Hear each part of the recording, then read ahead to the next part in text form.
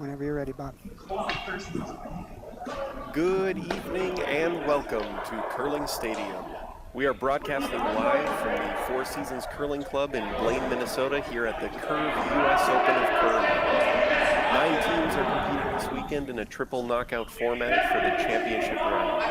Tonight we're bringing you the fourth draw from Sheet C with Team Schuster versus Team Casper. And joining me is U.S. Olympic curler John Benton. Welcome, John. Hey, Bob. How's it going today? It's going well. Super excited for this, our first broadcast here on Curling Stadium. It is extremely exciting. Well, I see they've already thrown a couple of rocks here. Of course, Team Schuster, most of our fans will know them from the 2018 Olympic gold, and Team Casper, young up-and-coming team. They just won the Nationals. Oh, did they? They have fun all over the place. Yeah, it's really an interesting team. I don't know Daniel Casper that well, but I've worked with most of the other players on the team. Sam Stress here delivering the rock. Just an amazing young group of guys. I've known Ethan Sampson for a long time and his family. Happy to see these guys having a ton of success. So I'm really excited to see this matchup for our first game. I am too. Yeah, I'm really excited to see this game. If anybody wasn't watching these guys play earlier, Schuster played against Team Tuma and won 8-2 earlier this afternoon, and Casper lost to Dunham 7-2. So a couple of women's draws earlier as well, and you can find all of that information, of course, out on the Curling website as far as all the scores and standings. We'll be running static views of the rest of the games when we're not broadcasting over the weekend. So please tune in. You can find those games on Curling Zone as well, Four Seasons Curling Club website. This game can be found, of course, on those spots as well as Facebook and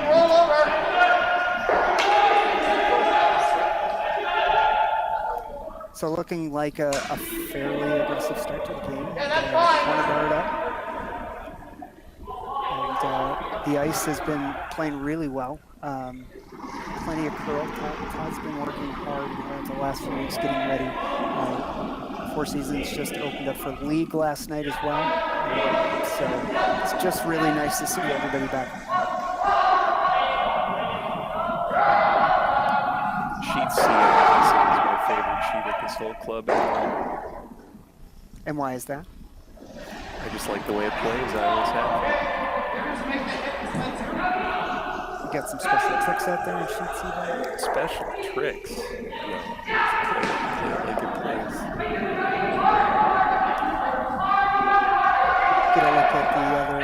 scores, the games that are happening adjacent to this sheet.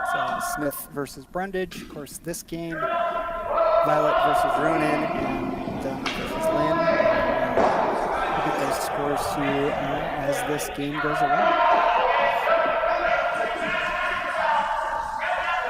Chris Plies out of the hack here, trying to get a guard on top of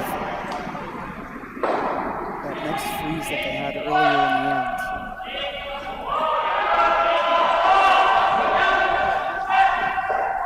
Be interesting to see if there's any space there.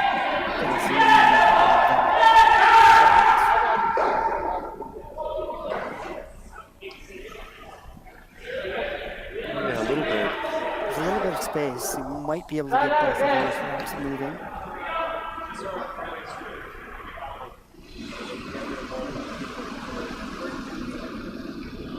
What do you think? Many of these teams, of course, will be competing in other events. Coming up, Olympic trials for mixed doubles trials here this next week, as well as men's and women's qualifiers. So everybody's still wearing masks, and Delta variant really keeping everybody on their toes. So it makes it a little hard from time to time, Bob, when you don't recognize people that wear a different mask than they were wearing earlier in the day. True. We've got quite a few people playing tonight that are also competing in mixed doubles. Is that correct? Yeah. I know Matt typically does with Becca. I would say yeah. And Matt and Becca, they qualified in Denver, so they made the Olympic trials. And of course, men's and women's had a qualifier just last weekend in Seattle. It was fun to watch some of those games.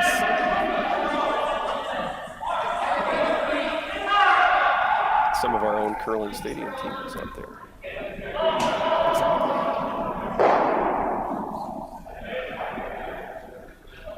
This try is trying to come around, make a little tap here.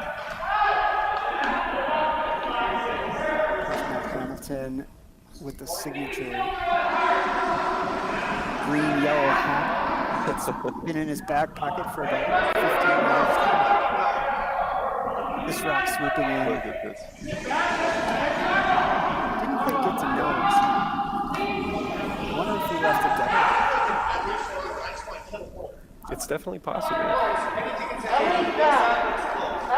This is a situation you see now where teams are willing to take a risk on playing some bigger weight shots. If they feel like the person walks out, you're not going to get in a whole bunch of trouble early.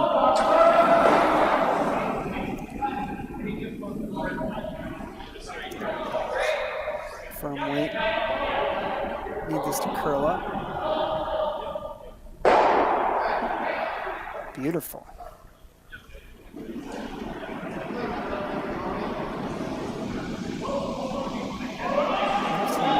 I don't think they can get to the inside of that red. Pretty tight to come out.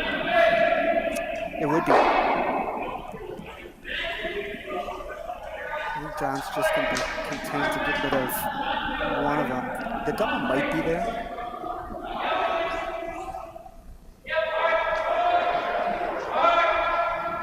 That would be pretty tough.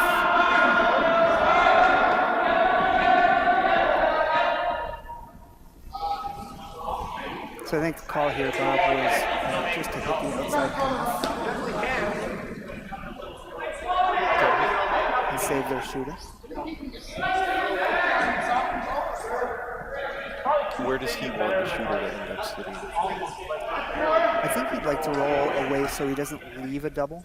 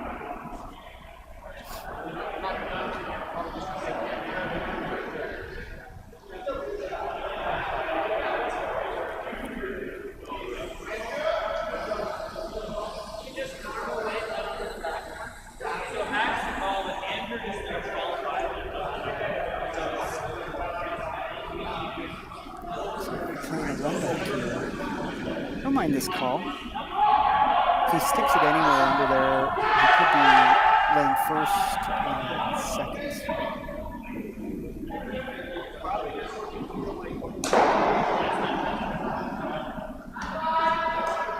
Quiet wait.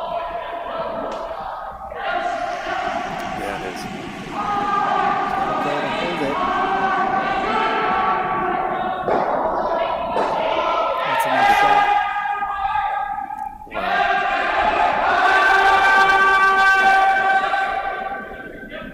Now it's going to be a tough choice for John.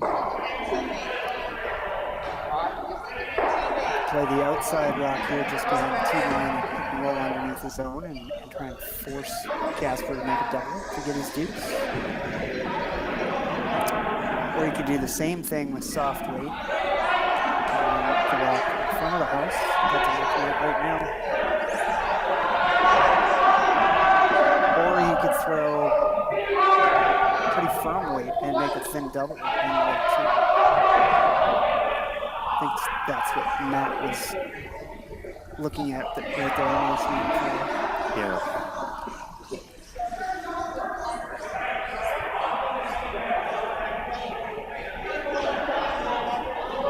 Boy, what I would give for these overhead views when I was out on the ice. You'll see that a lot actually in competition, right? Where if we have the advantage of an in-house monitor over the ice in the arenas. I think there's a couple of good shots of me just staring up at that big board. Why not take advantage of it? Exactly.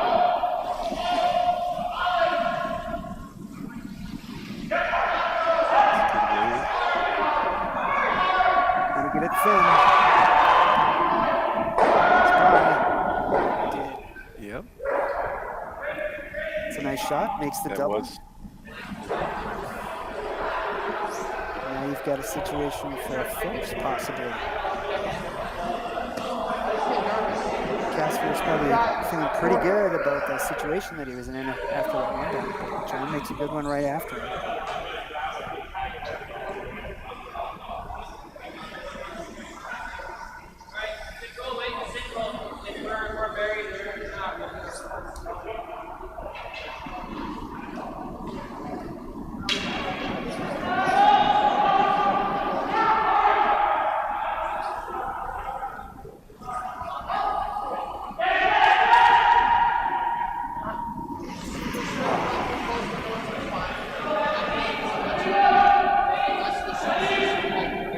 The draw? Yeah, he's got to be drawing. Got to get full forfeit here.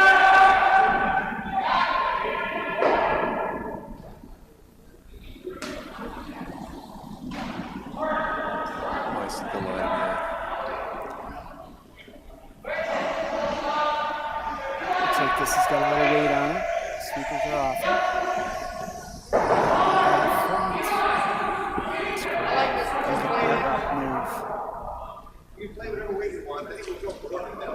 Quite around. Just a little light. So that'll be a steal one for Team Schuster. So, pretty good start by them. And imagine being able to stream every curling game from every sheet from any event, be it your Wednesday league game, bonspiel, or corporate event. Curling Stadium offers an all-inclusive streaming solution featuring high-quality cameras, ease of use, great reliability, and minimal installation. Offering your sponsors customizable ad space on your streamed curling games and being able to sell video packages to your corporate events for increased revenue. With Curling Stadium, you can stream to any device, be it your mobile phone, tablet, or computer. Push the feed to your desired platform, be it Facebook, YouTube, or any other social media. Curling Stadium is simply the way forward. Where it's commonplace in other sports to televise every game, we want to do the same. Curling is a global sport, and it's time it gets the coverage it needs. Make your curling club the next Curling Stadium.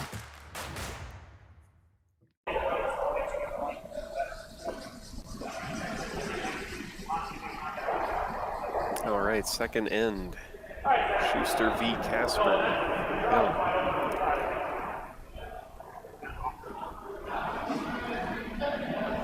right. Let's see how Mr. Casper wants to develop some offense now. I really think he felt pretty good about his situation there, and John made a nice double towards the end of that end.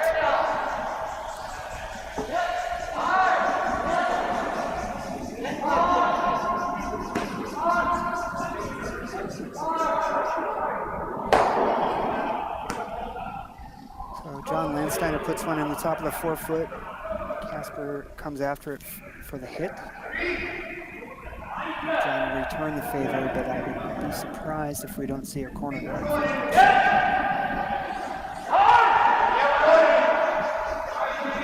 That would make sense.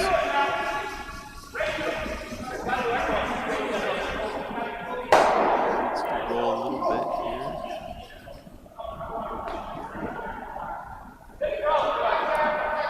There goes the corner guard.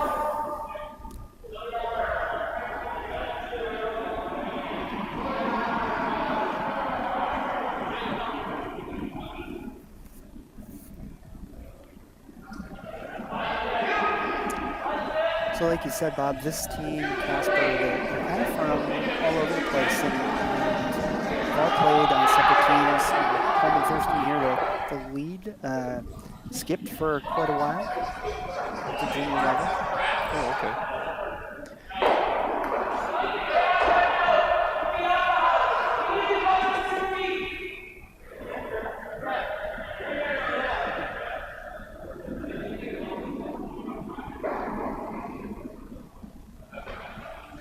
Coleman is from Poynette, Wisconsin. I don't know where he curls, but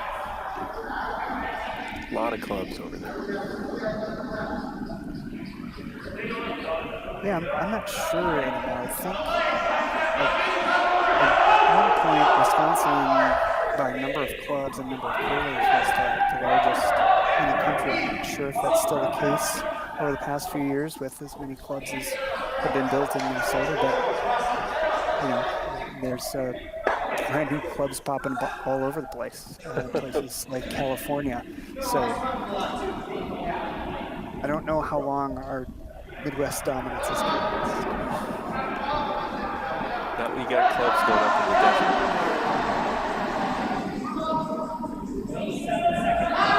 It is great to see this thing as much as it is. Wow. Not a bad shot there.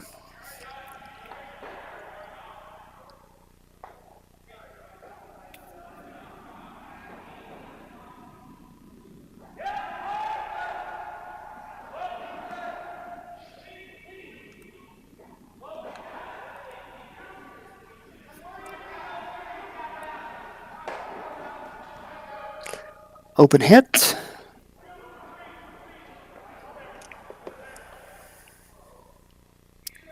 They're celebrating a little bit. Made my first open hit of the year. That's awesome. You gotta love them seeing having fun out there.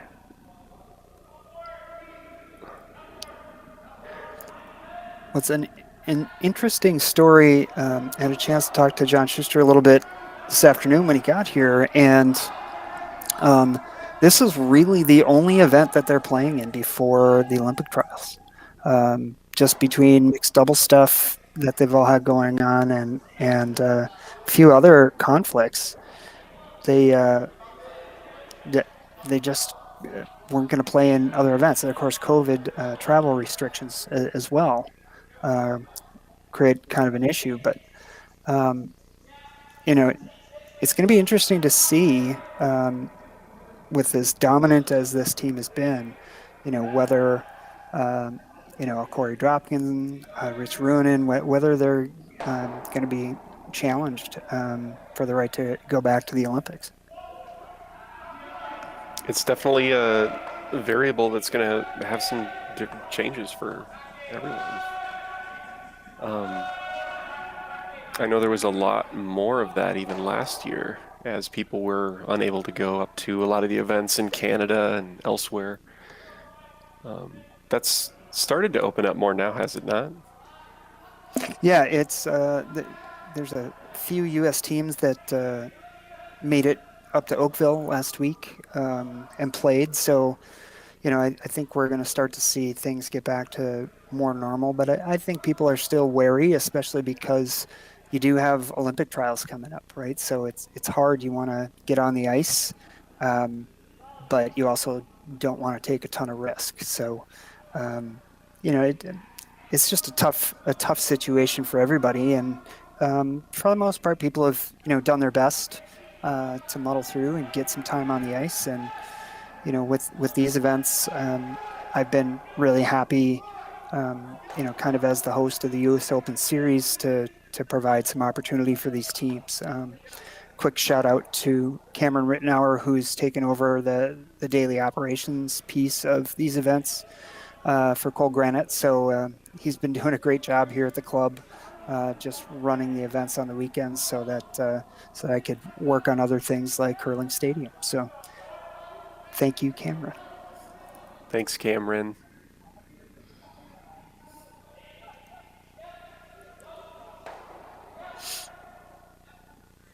Another open hit. Yeah, pretty boring end here for us to do a lot of talking, Bob. Well, that's how these back and forth hit games go. Yeah, I was a little surprised to see them start this end that way. We used to always say that 8-end games, it's really hard to waste ends. You 10-end game, it seems like it goes on forever and ever and ever. An 8-end game really doesn't last that long, and if you blank an end or two, it's over in a heartbeat. It sure makes a difference, 2 ends.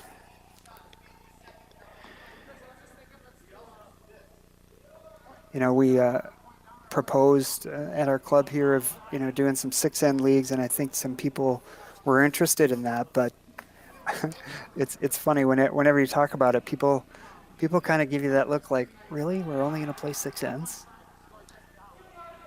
I think the jury's out. I've played some fun events with 6-end games. What always comes to mind is the Jitney Spiels, where we do 4 or 5 6-end games in a day, and you're not missing those extra 2 ends by the end of that day. It's still plenty of rocks you're moving. I like the pace. It's fun. Yeah, for social events or afternoon leagues, I think it's a great way to get some curling in, and not take your entire day to do it. We'll see. I would like to see it happen. Plus, you can just get more games in. Exactly. Who's going to complain about more curling? Besides, some people, myself included, play so slowly that you're only getting 6 ends in on a league anyway, depending on the team you're with. And it just makes you hurry up a little more. It's good.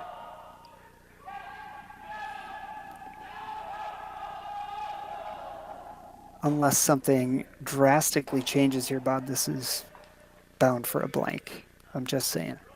Yeah, I feel you.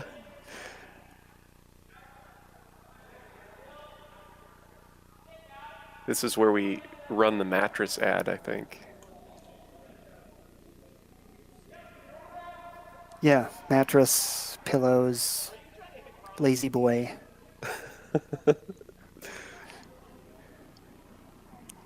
Lots of opportunity, actually.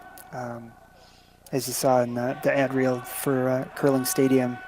By doing this, we're bringing a level of curling that really hasn't been previously done, where you're able to see nearly every game on every sheet from an event, and that means that there's a lot of airtime to fill and a lot of space for advertisers. So I'm pretty excited to see what's going to happen with this. Some fantastic opportunities.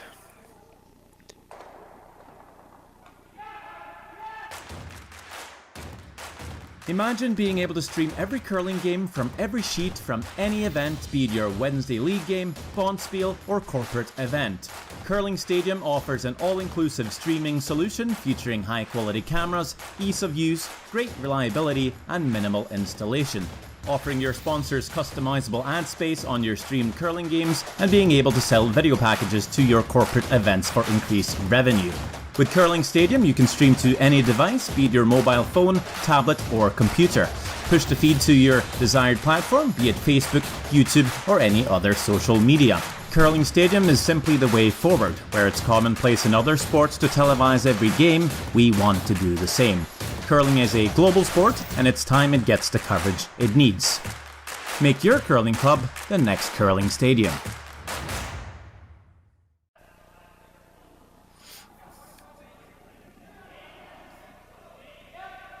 And we're back. Let's see if the third end doesn't start off with a little more vigor. Vigor. I don't know. Word choices, you know? Man of large vocabulary. It's funny in curling how it's hard to really describe, for me to describe what is an aggressive way to play, I guess. Because sometimes it seems the opposite of what you would expect in another sport. Throwing up some more guards, making the other team make harder shots. That kind of thing. Yeah, I've had this discussion with, novice intermediate curlers, and they're really, just trying to get a better handle on strategy. And I think the term aggressive fools people, because some people think of aggressive as meaning, throwing the rock harder, and playing, more hits. When really what we're talking about with aggressive is risk, taking more risk. So having lots of guards in play, lots of rocks in play, that's what, typically a high-end skip would mean by playing more aggressive, rather than playing a simple wide open game. Right. And the main thing here is that's what I'm looking for in this end. Well, we've got a good start. We do. There's a guard in play.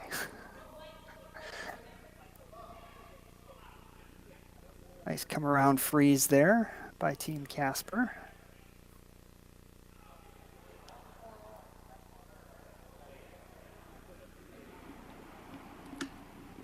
Now the question of the day is, and I didn't ask Matt this, but did he keep growing his hair through COVID and then just kept it this way?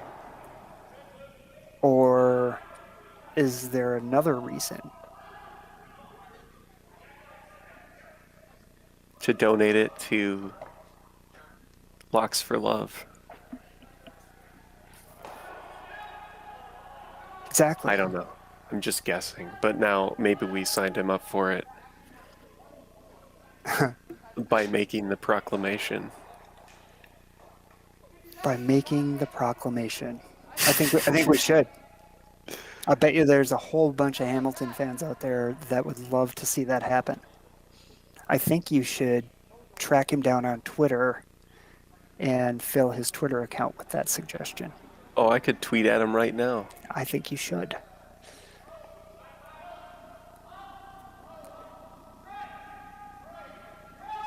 So that freeze that Matt tried to throw a little long, rubs off and gets to the back of the rings. I think you got your wish here, Bob. Going to have a lot of rocks in play.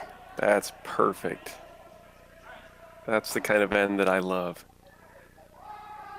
And I think you're right.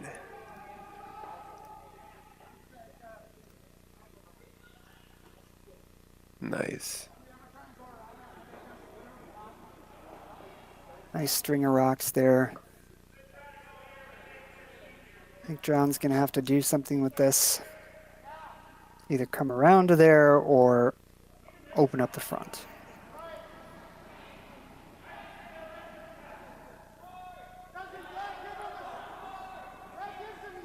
Or is he going to try to sit in a way that he can use this rock to move some other things in the next shot? Why does he keep calling right there? Yeah, I think the call here is to come around and freeze to shot rock, Okay. and the pro side miss, as we would say in the business, is to be a little bit short and be corner frozen to the red and the top 4 foot. I see. Yep. This one's out there a ways. Still needs to finish. Plenty of curl in this ice.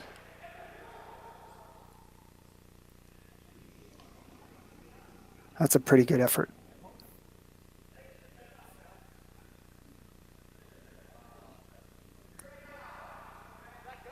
So the question becomes, Bob, if you're Casper, what do you do now? You've got 2 yellow rocks sitting in front of shot stone that they're not going to stay there.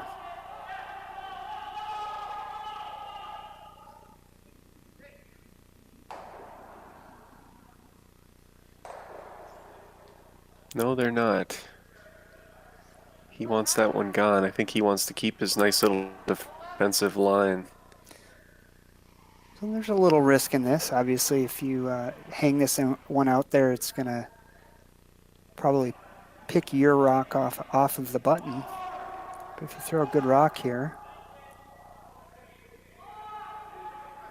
just hit it pretty close to nose. Ah. So they played a trick on us, Bob. They were calling that intentionally, knowing that they would lose that yellow rock in the back. It leaves Schuster's shot rock. Why did they do that? I think they felt like they were in a pretty risky situation with, as I said, with those 2 yellows sitting up front. I don't know that was necessary, but if you hit what you can see, you're probably just going to set up a double anyway. So it was almost like they didn't have a choice. Okay. So now that leaves us in the strange situation of Team Schuster throwing a guard with the hammer. Oh, I'm sorry, they don't have the hammer. Because they scored in the first. I'm sorry. I was reading that all wrong. Well, they're still throwing a guard. They That are didn't still change. throwing a guard, but it makes a whole lot more sense now.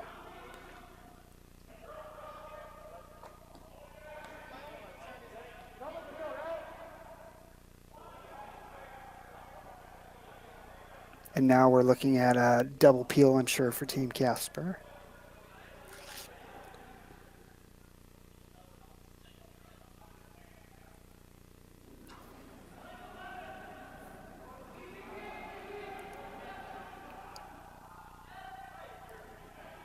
Looks to be a little tight here. Is he going to get them both right through the hole? Wow.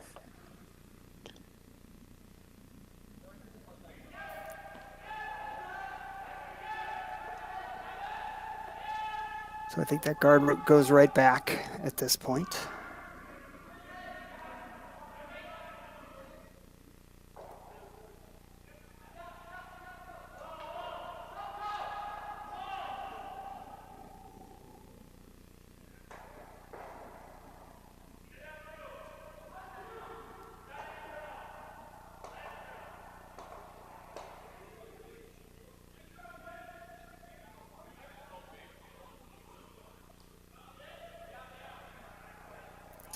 A little higher this time. Yeah, that might set up a little easier double for Casper.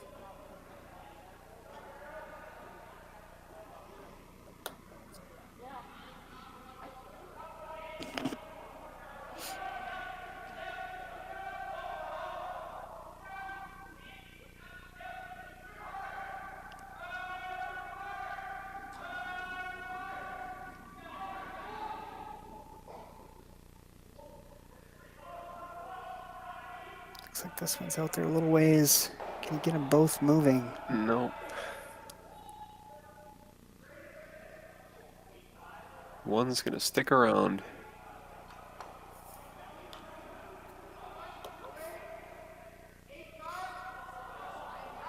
John's perfectly content to hang on to that one that's in the forefoot right now.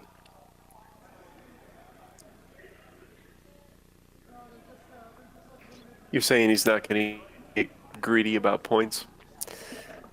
No, I think, you know, at this point, he can throw another guard. At that point, Casper would have to make a decision. Is he going to go under and try and outcount John with his first rack, or is he going to try another peel? If he's not successful with a double peel, then John's just going to go around. So Schuster really has the advantage right now.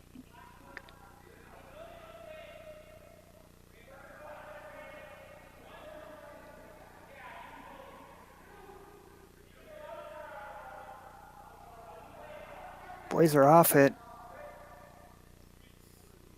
Just don't want to line anything up.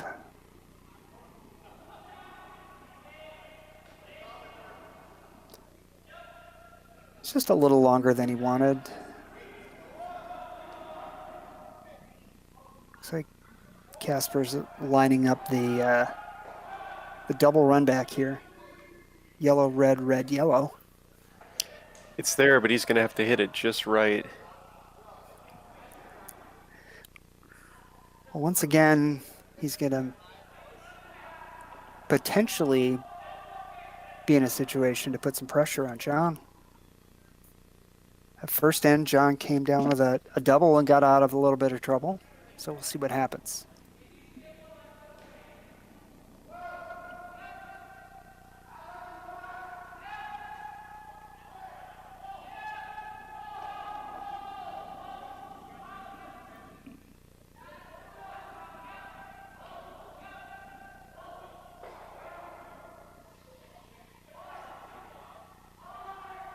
It's got a curl.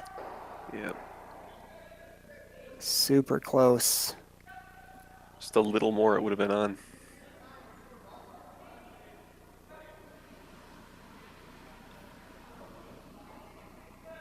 I like the way he threw there, Bob. Most people, they're thinking, oh, I gotta move 4 rocks, so I'm gonna throw a missile down there. Mm-hmm. Really, all he was trying to do was move that yellow out of the forefoot. So I really liked kind of, you know, down normal weight, try and keep rocks hanging around. You got to love that finesse. Well, it seems like the teams that master the softer weights are the teams that have more success. You know, the hack weights, the just through the house weights, and to be able to throw that controlled weight at will, you know, you can win a lot of games with that. Anybody can throw sledgehammers down. It does take a lot more skill to get that level of precision. And yeah, I do have a lot of admiration for that as well. Yeah, weight control in curling to me is everything. You know, you can afford to miss the broom by a little bit if you're throwing the right weights.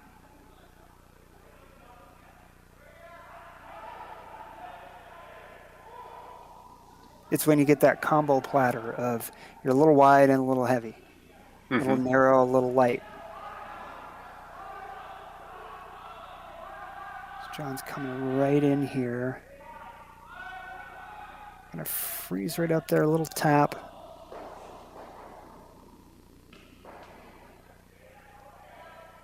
He kind of took away the draw, and he also took away any sort of a hit.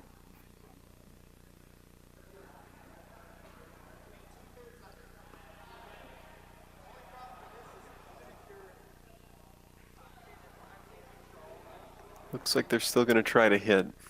They are. I suppose he could hit about half of this. I'm not certain that he can roll his shooter far enough off of that rock. He might be able to get 2 out of this. If he hits the top yellow, about a half a rock, he could roll far enough to get 2. Sweepers are waiting on this one. Now working it hard.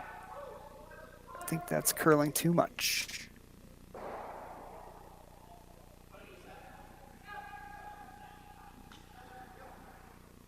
Like to see that replay.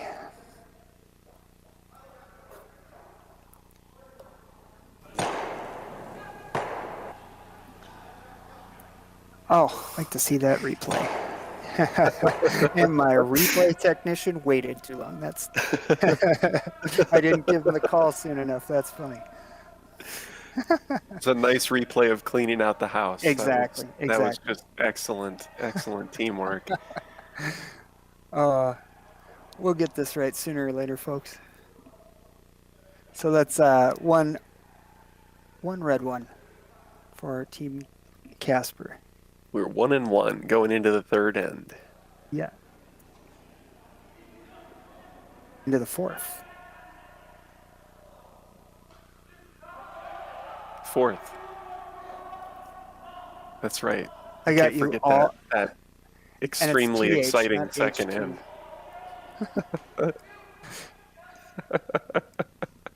Somebody said this was going to be fun, Bob. I'm having a blast. Me too.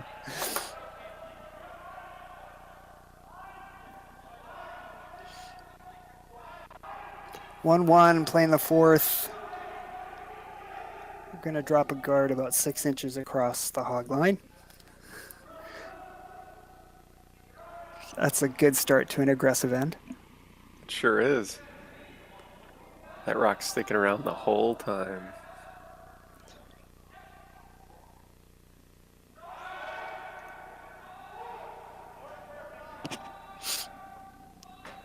Brenda Jupp on Smith 2-1. Don't have the update on our game yet. In that score window, 2-0 for Ruonen and 4-1 for Team Dunham. I will say one thing.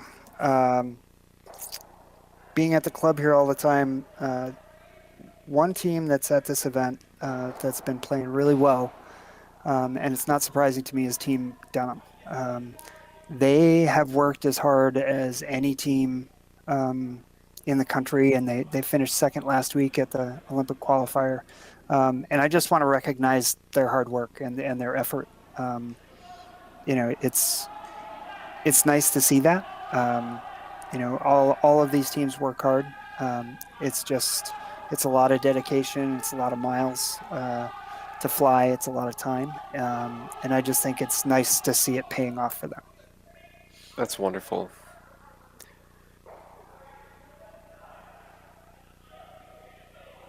They're going to come and freeze on that guy. That was a really nice freeze. Is there a little room in there? There might be. Can we zoom in on that?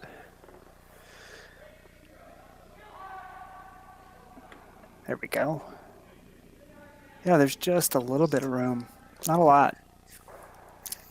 That's likely to be there for a while with this this guard just over the hog line. Yeah, that's lined up really nicely. Team Schuster's going to follow this in here.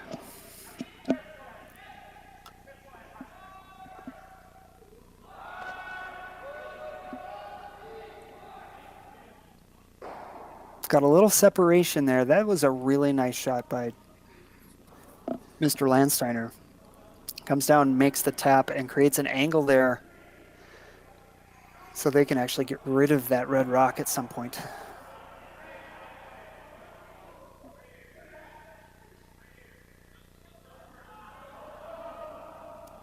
It may not look like a lot right now, but that whole scenario signals danger for me if I'm Daniel Casper.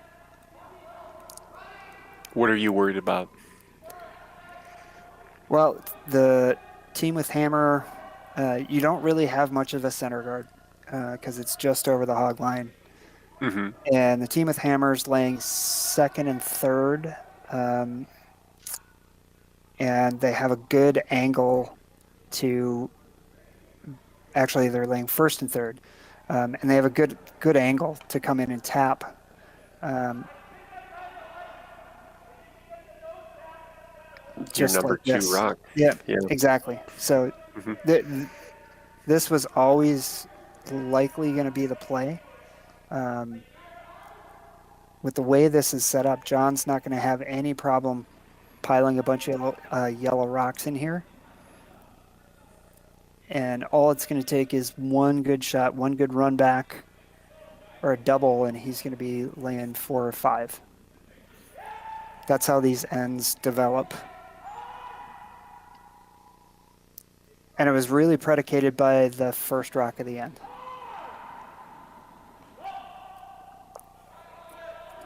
That high guard. Yep.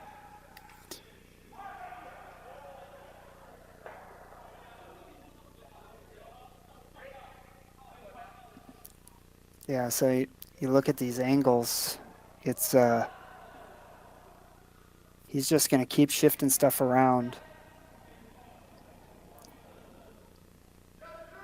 There's not much that Casper can do with those rocks without losing his own. So he's kind of forced to throw another rock in here.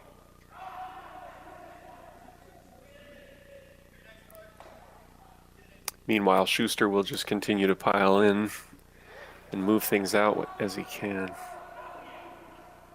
Yeah. I feel the feeling you're talking about. I've been there.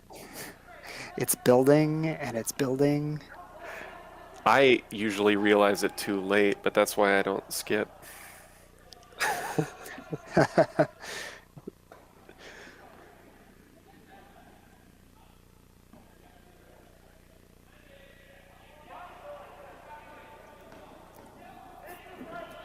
For anybody that's just joining us, we are at the Curve U.S. Open of Curling at the Four Seasons Curling Club in Blaine. We are watching Casper versus Schuster. We're in the fourth end. Score is 1-1.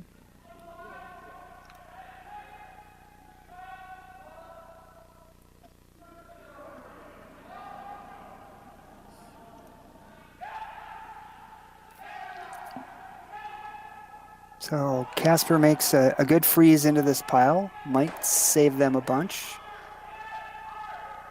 Look at that. But Hamilton comes down, makes a nice double. Doesn't clear them both, but he didn't have to. Kind of like I said, Bob. it just starts building and building. And all of a sudden, Schuster's laying, what is he laying? 1, 2, 3, and number 5. And you've got kind of a lonely red rock in there. Yeah, I was going to say it's not kind of like you were saying. It's exactly like you were saying. This is about the time that I usually realize it. Again, too late. Yeah, I'm a little concerned about this call as well.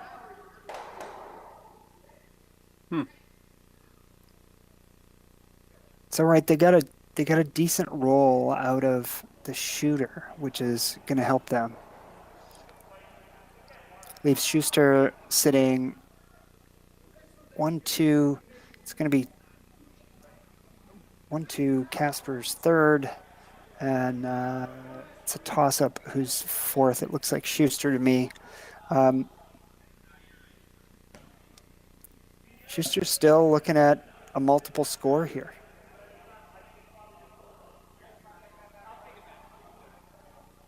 And now he's going to be thinking about, okay, how am I going to move that number 3 stone? Because he'd really like to make that other yellow rock count.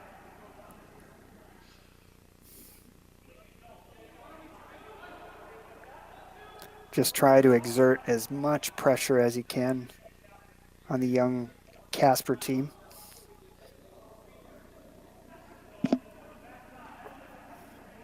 These kind of ends in a game like this can be really decisive. Well, like I said, it's the fourth end. You're almost halfway through the game already, and if you give up a 3 or a 4 here, it's tough to battle back. Mm-hmm. We used to, say if you're within 2 points, halfway through the game, you're in good shape.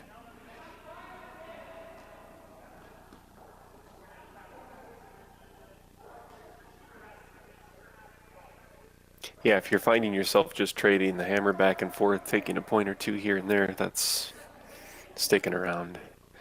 It took me a while to figure out that's how games go when I was new to this sport. So if we could get that close up again. Looks like they're thinking about throwing a freeze in here. Just pile another yellow rock in there. The question is that red rock on the top of the 4-foot, that's right on the center line. Team Casper can actually access that. They can tap that rock. So there's a question here on how are you going to get another scoring stone in there? And it looks like they're actually going to go out to this wide one. This red rock on the right. Yeah, they're thinking of hitting and rolling onto the back 4.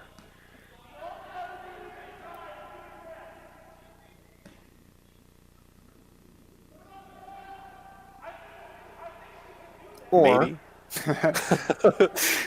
or tapping the top red rock to the back 12-foot. Just through the house plate. Yep. And here's the interesting thing. I noticed the way John called this is he quickly, you had to read his body movement, but essentially he told Chris, it's all right if you hit the guard here. We have the hammer. So if you take that center guard off, that's not a problem whatsoever.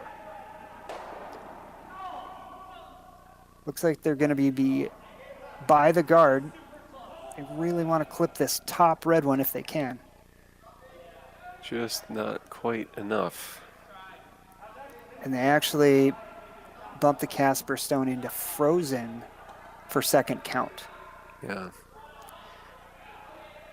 It's unfortunate because it may have just done Dan Casper a huge favor.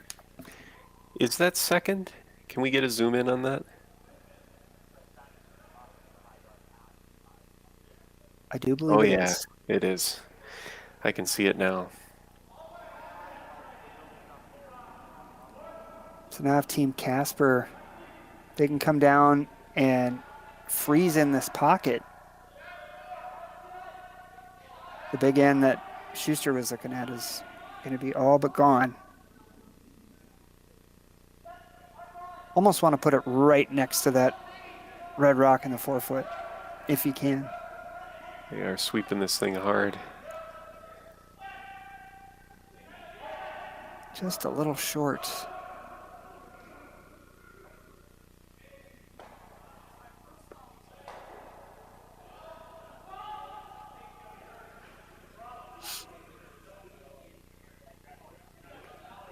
Now you got a big question.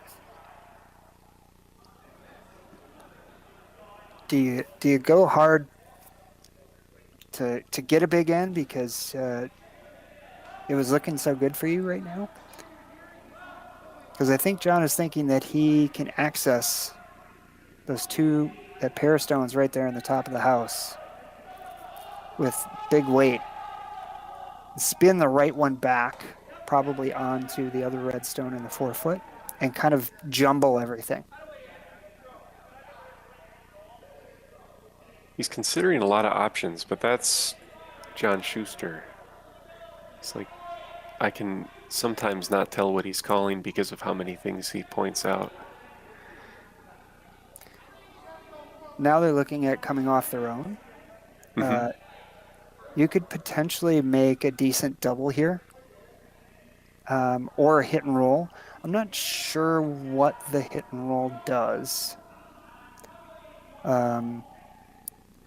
gets a rock between two reds. That's, so that Casper won't have a double run back.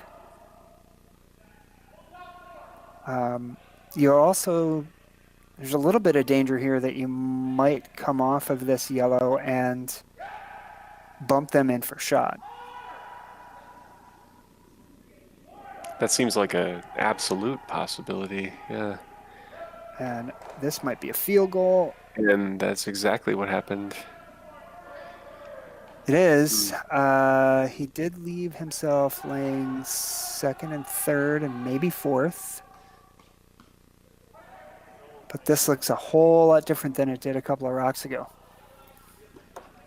Yes, it does. Wow. Oh, I think red's fourth. You're right. Maybe 4 or 5.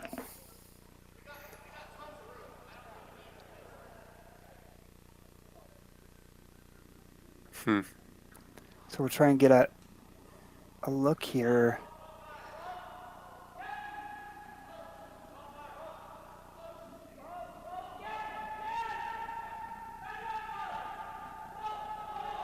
And Casper playing the hit and roll. He's got margin for error here. You can hit a little thin and still catch on that Schuster rock in the back of the forefoot.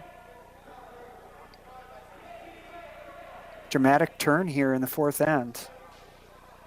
We knew it was going to be a big one. We felt it at the beginning, I remember.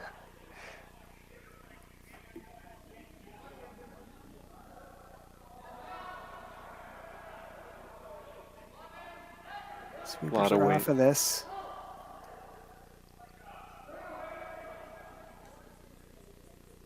Really need to get the roll on this. Don't want to leave it sit there. It's a nice shot. Wow. I thought he had come out a lot faster than he actually had. Again, playing that finesse. Schuster think that he's got a quad here. Oh boy. I think he does. He hit the outside half of this rock with a steamroller. Oh, this will be interesting.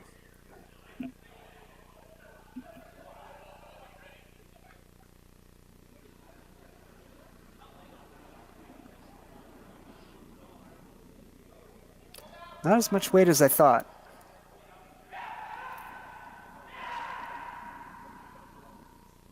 Outside half. There it goes. Wow. Beautiful. Wow. Replay that. Outside half. There it goes. Great Wow, shot. look at that. And we're back to Schuster laying Schuster. 3. Mm-hmm. Just an easy quad there. You know, no problem. Wow, what a dramatic end this has been. Schuster building and then made one small error, and all of a sudden Casper was laying a bundle. One shot later, Schuster's laying 3, and now Casper's got to make a double here to stay out of trouble.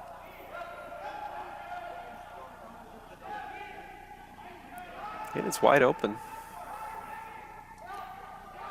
Nose are just a little outside of nose. Sweepers are on it right away, though. Trying to hold it out there. Just inside. Now you want to freeze it. Oh my gosh. Back and forth this end has gone. Oh, wow. There's a little space there. A little more Yeah. than they want, maybe. But I don't think that was the A call, but he'll take it for sure. yeah. And again, he's not throwing bullets down there, and good things can happen. You throw some control weight. So John's doing the smart thing here. He's just going to take his one.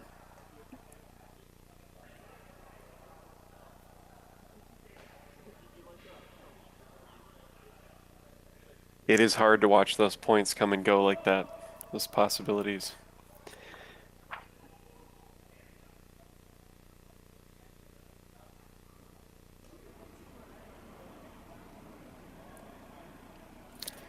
And of course, John has to do the unenviable thing as a skip is come out and throw firm weight and follow it up with a draw. It looks like he pulled the string on that one. Little light, little tight. Gives up the steal of 1. What a dramatic end, Bob. Wow, that was fantastic. Let's get another one of those.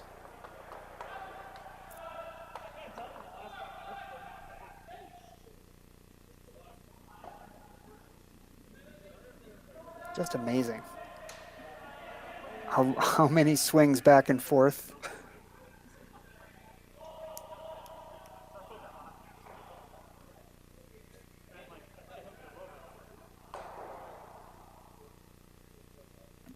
So I'd like to be a fly on the wall in that team meeting for Team Casper.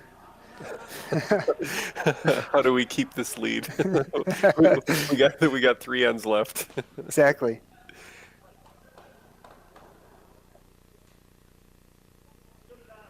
So Brundage up on Smith 4-1. 2-1 for Casper here, actually. That'll get an update in a second. 2-1 Ruinen over Violet, and Dunham up 4-1 on Team Lynn. Fifth end here on sheet C.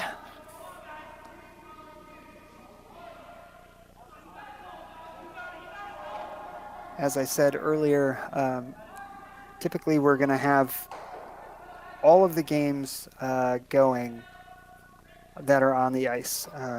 We ran into a little network issue tonight, so we only have the feature game tonight. But for the rest of the weekend, you should expect that you can catch all of the action wherever you're picking up this stream, whether it be on YouTube or Facebook. On our webpage at Four Seasons Curling Club, the Curling Zone website, or any of the other platforms that you're going to find Curling Stadium on. Thank you guys for tuning in. I know everybody's been desperate to watch some curling, so hope you're enjoying the show.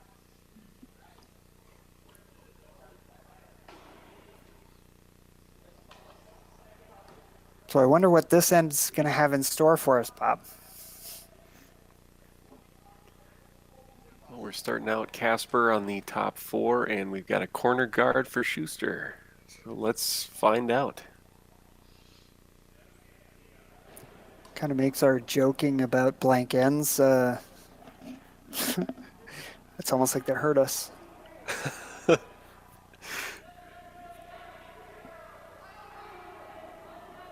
You mean you're not broadcasting our commentary into the arena for them? I don't think we have that capability yet, but you know me. I'm an IT guy, and Jumbotron out there would probably be good. I think we'd get kicked out in about 5 minutes. True.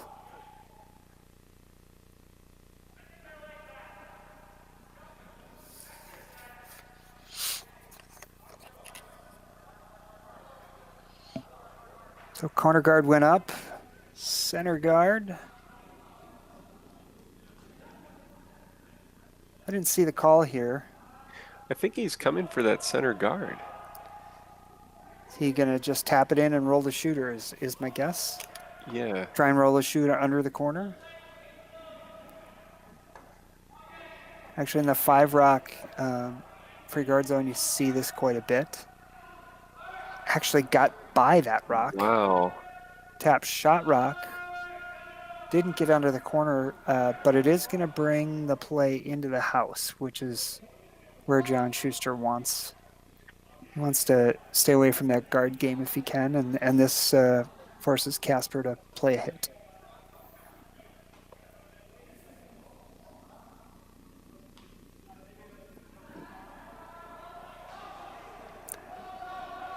A little curious he's playing the out turn at this.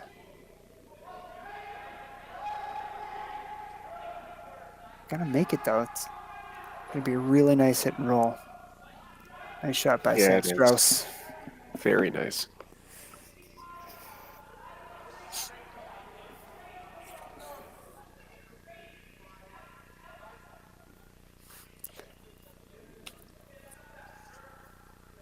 That's a really good example, though, of why bringing the play into the house, forcing them to hit, is really helpful in the 5-rock rule. If Casper had ignored that, John would have to make a double peel here. So, essentially you're asking the team without the hammer to waste one of their guard rocks by forcing them to hit. Now the center line is open, which makes John Schuster really happy.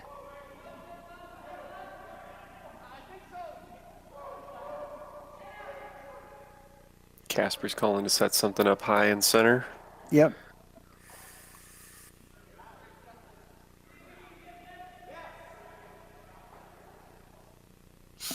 So what I often said as a coach is right now as the other team, this is when you should be deciding what shot you're going to call.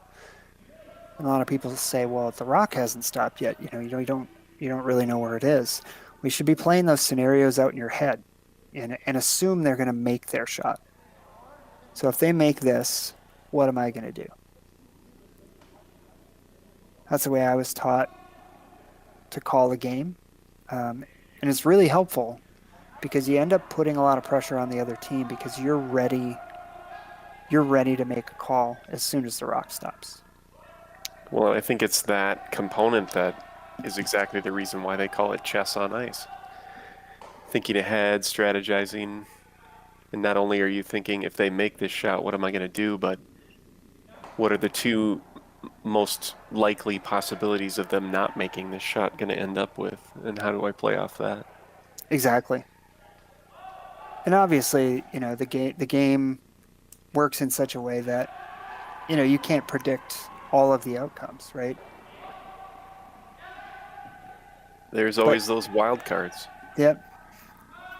But you always know what the other team intends to do, right? Mm-hmm. Exactly. And so that's your starting point. They're giving you your starting point for making your next call. There's nothing when you're coaching and watching your team on the ice, and you see your opponent make a shot exactly as they called it. Perfectly, right? Your opponent makes a shot exactly as they called it, and you're watching this as a coach. And then your team spends 5 minutes trying to decide what to do. That's those slow games I was talking about earlier. Exactly. Trying to come around. Are they going to get it by? They do.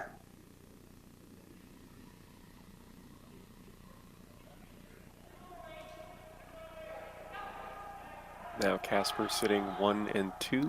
Yep. It's nice. Guarded up well. So Schuster has an option here, right? He can play his own back, which I like, or he could play the double peel and open it up. But again, when you think about the last end, John was really trying to build pressure on Casper by, putting his rocks in the rings in good position. They make a decent run back here. No matter where it lands, he's probably going to be laying second and third shot. Yep, and that's exactly right. But it's something that Casper can't ignore. Right? He's got to make a play on one of these rocks.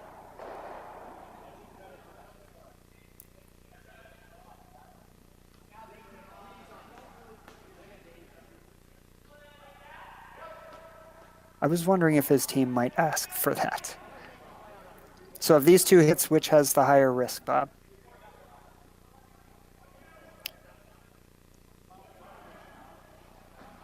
I would think the far left rock, the one that he's not taking. Why would you say that? Um, just the angles, I was thinking there would be a little more risk for him to mess something up on his shot. Let me ask you the question a different way. Which is the easier rock to hit? The far left, There you go. sitting on the center line. So when I say risk, what I was alluding to is that getting by that guard to hit that rock in the top of the house I see.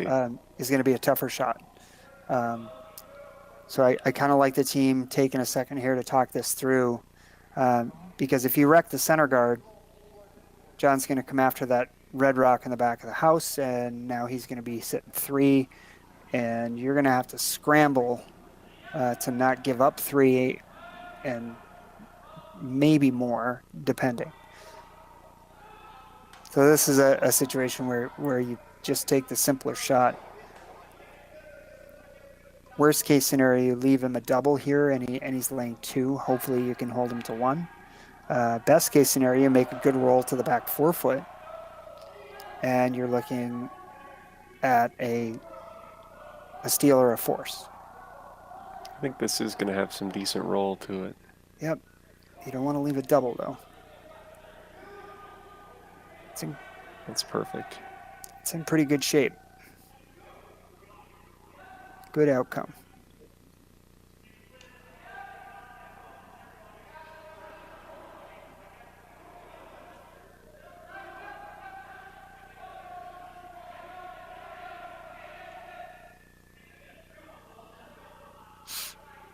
So be an interesting discussion. You can't quite see all of that red on the left there. Yeah. So it's not like you can make a double or a hit and roll. It might be a situation where you try to tap your yellow guard into the rings and roll your shooter away to open up that double. That's a call that I would probably make rather than drawing in here. Drawing in here, you're basically committing to the 4-foot for the rest of the end. What's your favorite line on the tap back? I'm actually thinking that you tap it towards your other yellow rock in the rings, anywhere over there. Okay. You just got to make sure that you roll your shooter far enough so that you can have access at that double. Right? You want to get access to that red rock on the left. I see.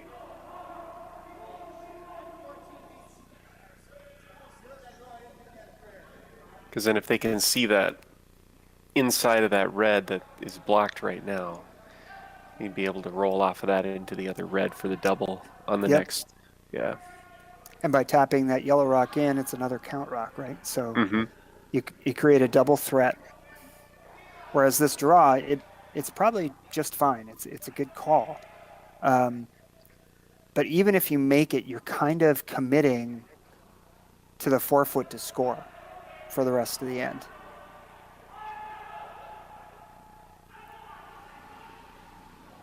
Got to get it past their own. Yeah, I see what you're saying. Oh, nope. Little late.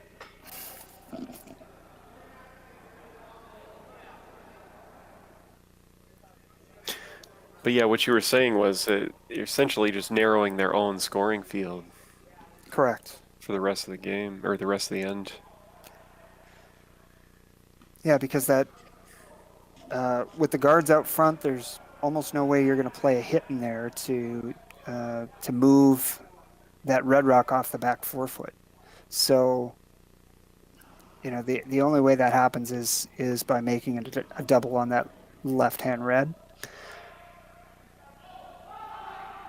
So Casper's just going to throw another guard up here.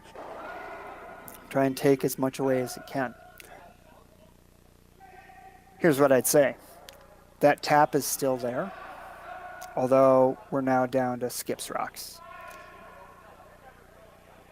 So assume that Casper makes this guard. I think John's going to ignore it, and he might go up and play the tap and dare Casper to draw around into the forefoot again. That's my hunch. I like the way you think on that.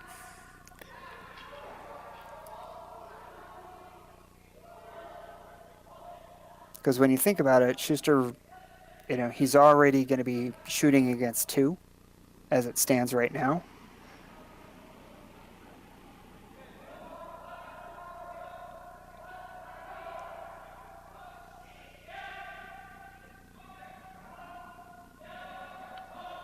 The only other thing that I think he might look at is the straight tap.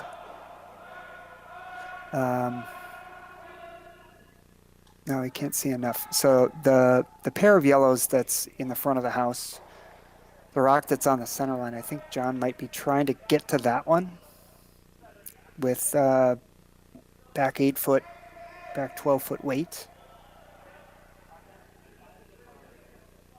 And kind of split those 2 rocks and get in for second count and maybe leave himself a run back on his last rock. Okay. Yeah, I can see that.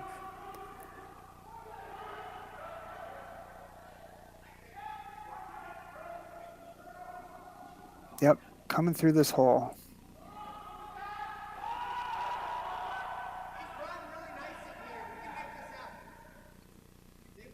Wants to push this hard. Didn't get the Look at that. split, but he does get in for shot. It's a really nice raise. Yeah, it is.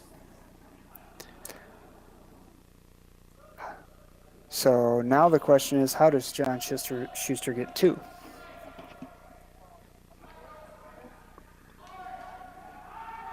Is there any way other than the same tap he just threw?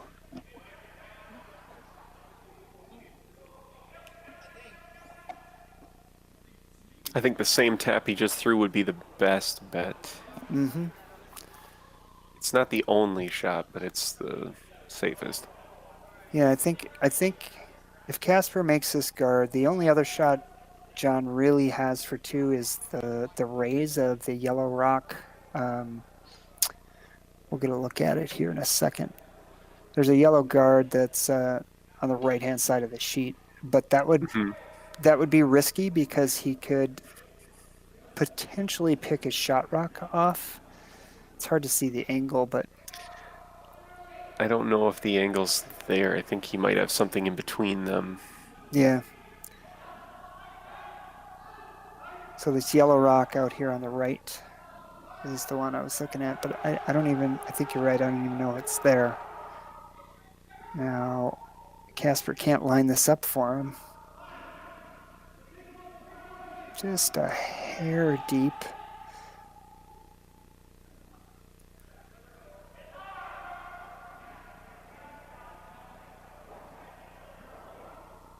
Boy, this is interesting.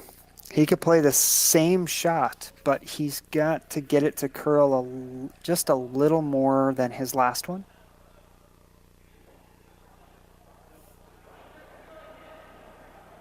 So hitting that red guard that Casper just put up. Yep, red, yellow, and push that rock not straight back, but straight into the left a little bit.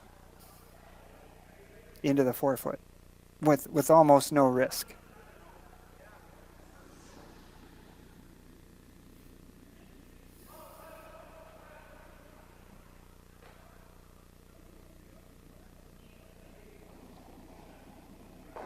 Yeah, even a complete miss is just going to block things up even more for Casper to do anything.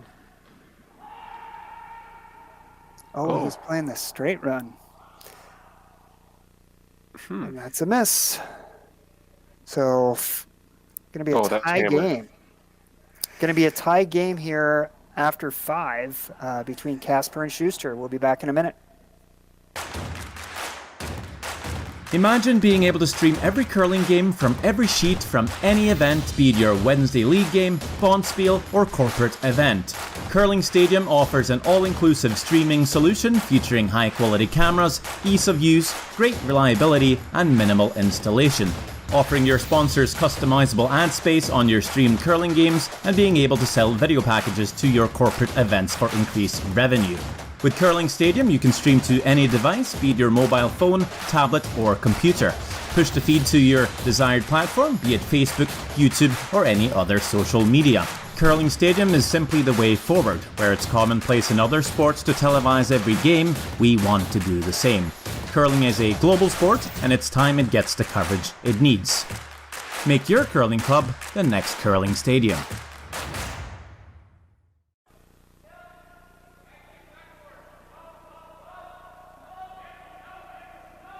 And we're back.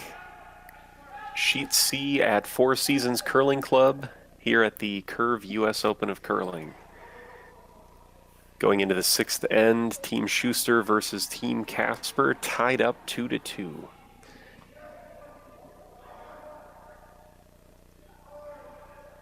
Some pretty interesting ends after a little bit of a slower start.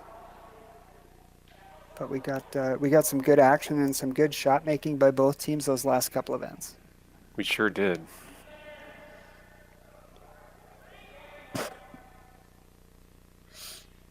Other scores, Smith up on Brundridge 6-4. Tie game here. Violet and Ruinen all tied up, and Dunham up 5-1.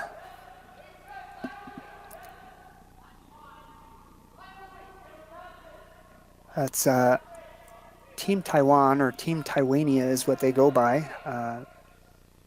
Team Lin.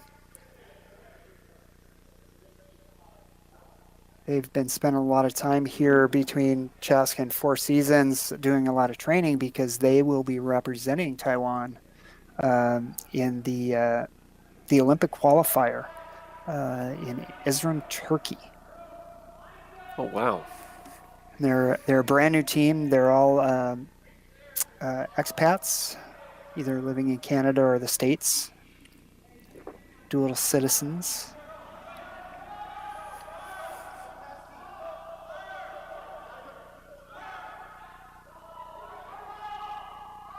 Am I wrong, or does Casper have hammer this end? I'm going to say you're wrong, but you're not wrong.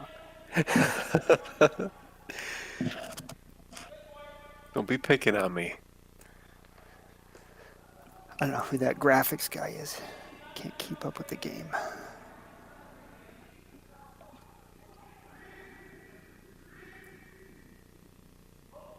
Center guard, draw around, freeze, and we're off to the races.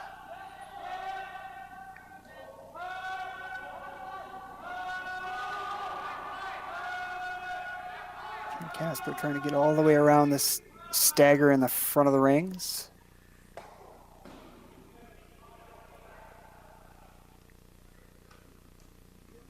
And that line of rocks has created one of the all-time best terms in curling, the Christmas tree. Well, it's not a perfect Christmas tree, though. It's a lot higher than I thought it was, but there are many people out there who are chuckling right now because they know exactly why I said that. Little call out to my friend Ben Tucker in North Dakota.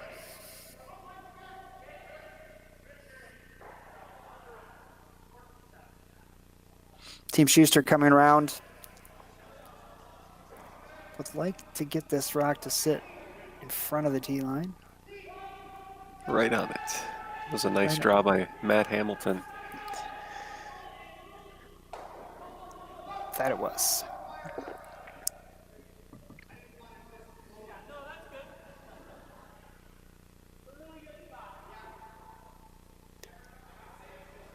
I saw Chris Plies taking some good time to time the rocks of the other team between the hog lines. Is that something you spend much time doing? So I'll tell you, funny story is that the way I was brought up in the game by my dad is that um, between your shots, you do everything that you can to get an advantage. So, timing rocks, watching rocks. That's something that I don't think enough people have learned how to do is how to watch your opponent's rocks. Watch how they curl, watch how they've thrown it, watch how much broom they've taken. Um, the game is a lot more than just throwing and sweeping your own rocks. So yeah, timing rocks between the hog lines. You know, I was really famous, and there's a few pictures of me actually of after the person would throw, I would walk out behind them essentially and watch the rock go down the ice. Just trying to gain as much knowledge about the ice as I possibly can. That makes sense. You can learn so much about how everything's playing, and you know as well as I do that that will change through one game. Yep, one game, one end. Um, Another great rock by Matt. They're in a really good position here. But yeah, I mean, ice changing. So a lot of people at the club level may not know that, you know, airflow has a ton to do with how the ice is playing. And when I say airflow, I mean what's happening around you on the sheets around you. There's people moving back and forth, and typically you get a relatively consistent airflow in the club or the arena while the sheets are full. Um, but if the sheet next to you leaves, all of a sudden that changes the airflow, it changes the temperature, and so you probably don't see it as drastically in a club scenario as you do in an arena, but it's something that top level players pay a lot of attention to at championship levels, right? Because when all of a sudden 2 games get over on the sheet to the right of you, that's going to have an impact on the right hand side of your sheet. There's absolutely no question. That how much impact you don't know. Um, so, yeah, things can change in a heartbeat in terms of speed, in terms of curl, just based on some very simple factors. It's interesting you bring it up in that type of precision. I had noticed the difference when people started to leave the ice. Um, I've noticed, the frost picking up, seeing a lot more of it on my broom as 2 or 3 games wrap up and we're still out there. But I had never thought about that, where the people are who are leaving in relation to my game. I'm definitely going to pay attention now, though. Yeah. Okay, so after a discussion, looks like the decision was to try and bail a little bit here and get out of trouble, which I don't disagree with. Schuster's got good position on the 4-foot here with 2 yellows. He's going to guard it up. Yeah, and it's a little bit of a shame that Sam didn't get the double there, because Schuster's going to try to make him pay. Get a little better guard out of this, not quite so tight, and then Casper might have to use that rock, might have to try and run it in there. My guess is he would peel again, but we're getting down to late in the end. Thirds, first stones.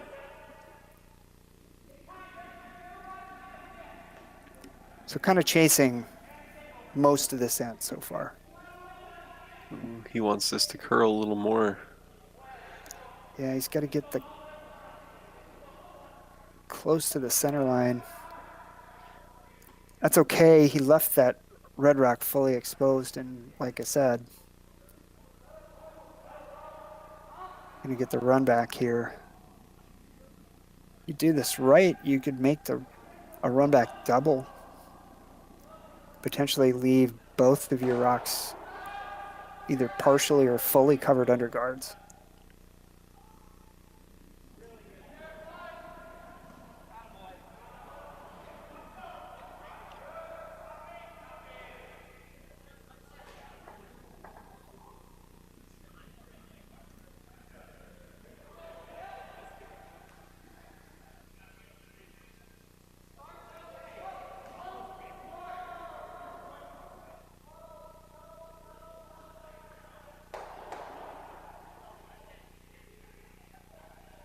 Wow, that was close.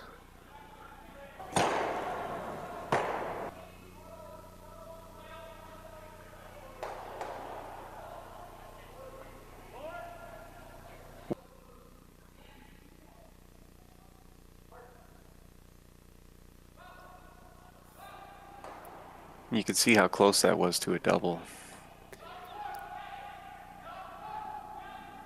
So now John's going to come back, get Mr. Plies here to make a little hit and roll.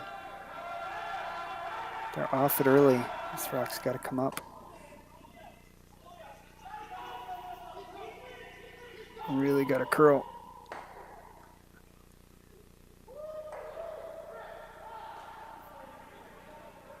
Wow.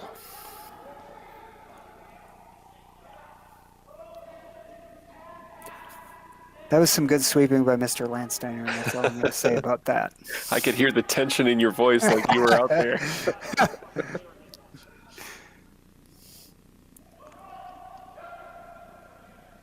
Didn't quite get the full roll that they wanted.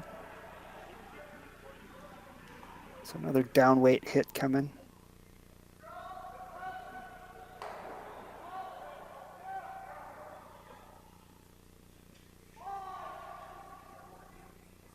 Trying to get this one to curl. This is fine if they can get it to hang on, but they can't.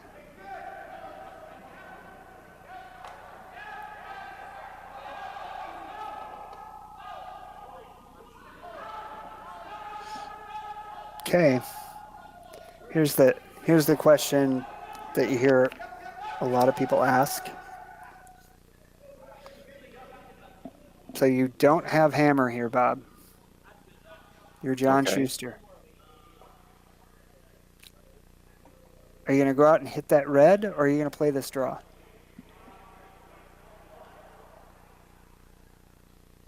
I'd play the draw. Okay. You going to do that in league? Yeah. Okay. Good. That's a good answer. I like that answer.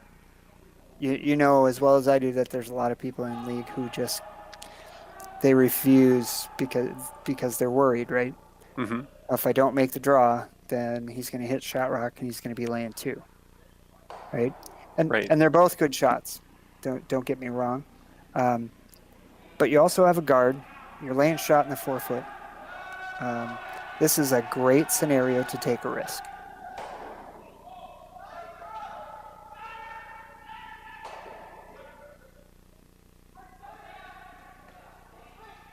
Got to get it by, which they do. Keep it going. Not quite. Just a little light. It's all right, though. It serves as a guard. It does. You know, that's, again, pro side miss. If he comes down and freezes to shot rock, or, you know, is a foot deeper than that and kind of chips off of it and leaves a pocket, you know, or a double. So that's, you know, it's kind of underrated and not talked about enough. But, you know, really thinking about, okay, what is the pro side here? What can I afford to be? A little bit light, so I leave a guard? Great. You know, it's trying to phrase it in the positive, of course, but, you know, thinking about those things, not just as the shooter or the skip, but the whole team, understanding, you know, what are your allowances on any given shot.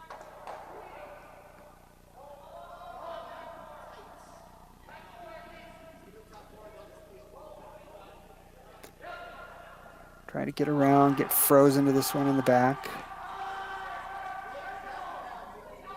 Boy, is that curling. That curled a lot right at the end. And I think all the way around. Boy, that's a perfect freeze. Wow. Look at that. Great shot.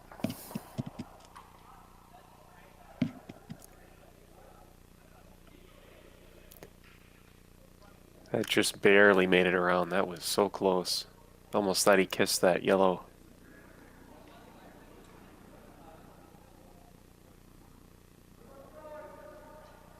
I love those shots.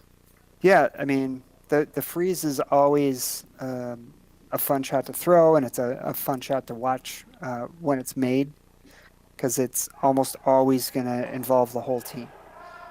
You know, and they're kind of not a Hail Mary or a desperation, but it's, you know, you're making the freeze for a reason, especially as a skip.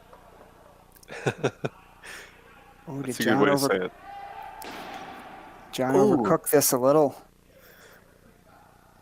Casper's going to have a shot for two. If we could get a zoom in on that, just see how much of the 4-foot he's got to get to. He's got to get fully into the 4-foot for his second count.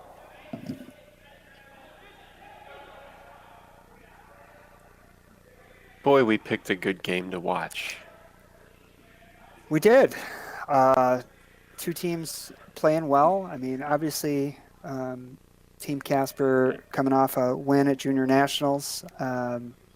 So a good team. And Schuster, of course, they've been on a tear, not just the Olympics. They've been playing well in just about every event they've played in, and doesn't look like the time off has hurt them a whole lot. You know, I know they're looking forward to getting back on the practice ice and spending some time before Olympic trials. So sweepers are off this, just kind of cleaning it in. Needs to curl a bit. Oh, and he just rolls too far. Missed opportunity there. Just a score of 1 for Casper to go up 3-2 after 6.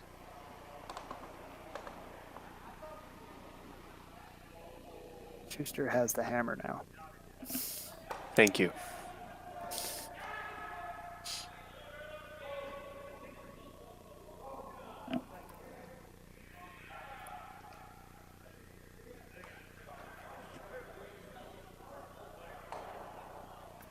Holy cow. That score is correct. 10-6 for Brundage. 3-3 Violet and Runin. 5-2 Dunham over Lynn. I happen to be at the club and I'm looking straight down the ice at sheet A. And it's a score of 1 red in the first, 2 yellow in the second, 3 yellow in the third, 5 yellow in the fourth, and 6 yellow in the fifth. So they're just counting over there. 1, 2, 3, 4, 5, 6.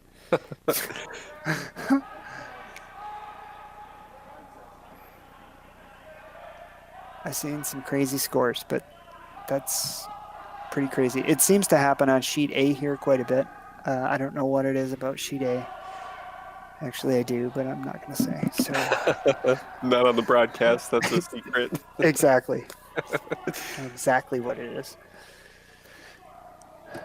Sheet A has changed over the years, but it has always been a little different than Yep. the rest of the sheets. Yep.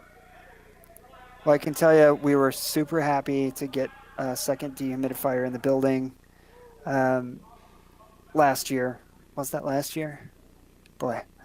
Oh, You know how- COVID 2 years time. ago? Yeah, I'm calling it COVID time now. Yeah.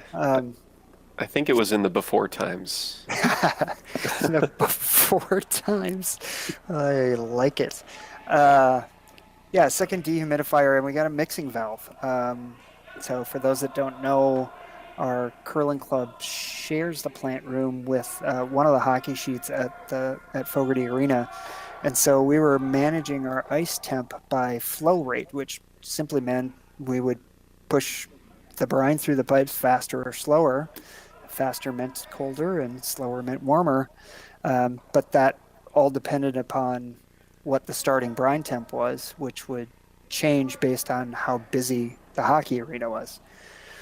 So in the before times,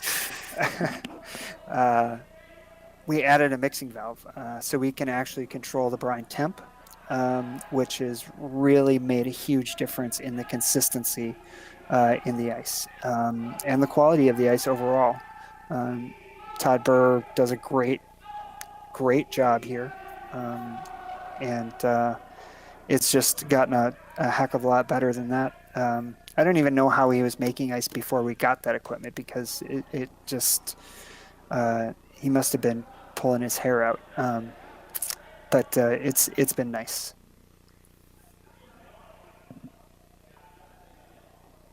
I'm never gonna forget that now. The before times.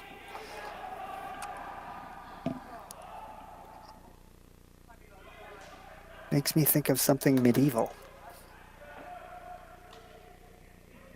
Or apocalyptic. Oh, Bob.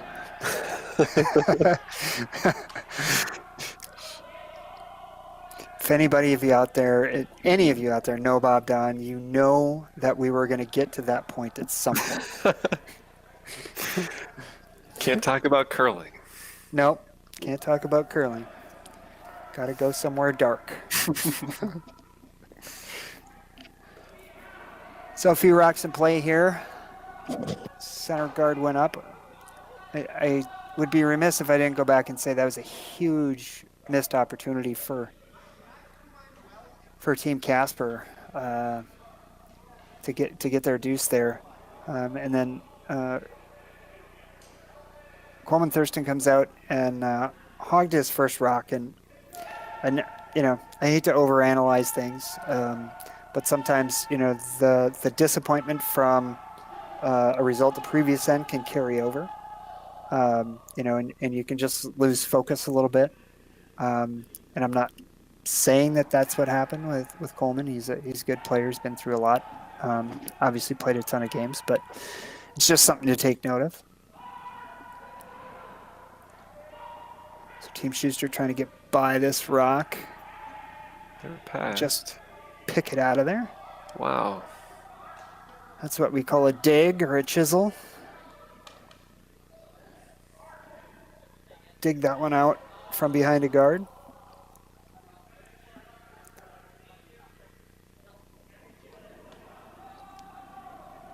And I don't want to keep harping on the missed guard, but I will just say again that that's one less guard that the team without the hammer has, and you see what a huge advantage that can be in the 5 rock rule. You know, it really causes a lot of trouble for the team with hammer. So if you can force the team without hammer to play one of those guard rocks into the rings, hit, freeze, whatever, or you happen to get lucky and they miss one of their guards, it's just a huge shift in what the strategy is going to play out to be in the end. John can play more open, not quite as close to the vest, and kind of set up a natural deuce.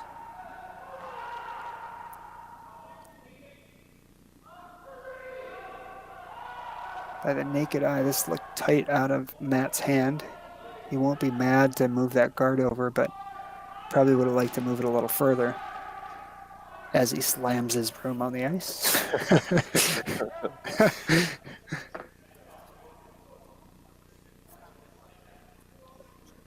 Yeah, he's beating himself up a little bit there. He is.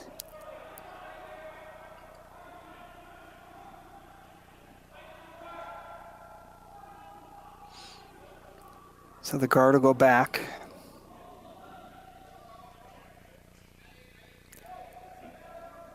A little bigger margin for error because they already have a guard out front that's taking half of that side away.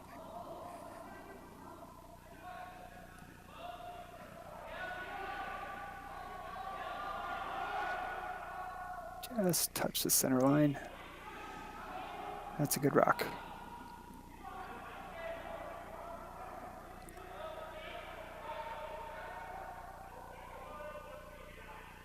One of those two run backs.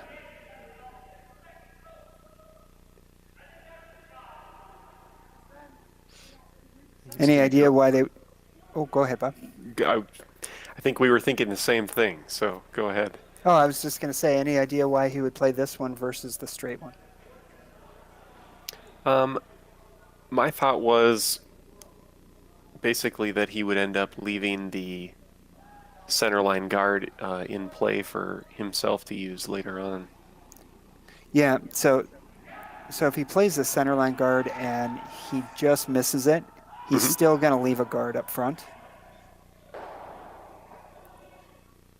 which he did right here. Oh, another broom slam and 2 broom slams. Wow. You don't see that very much. So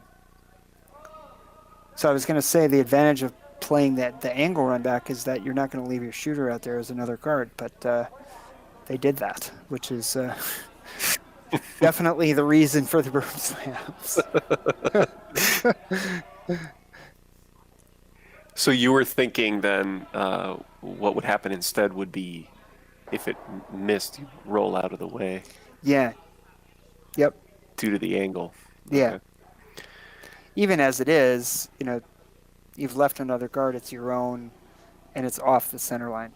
The trouble with playing the center line run back is that you could miss it by a fraction of an inch, not get anything, and leave a center guard there, another one for him to come around and cut off your path to the forefoot. Sure.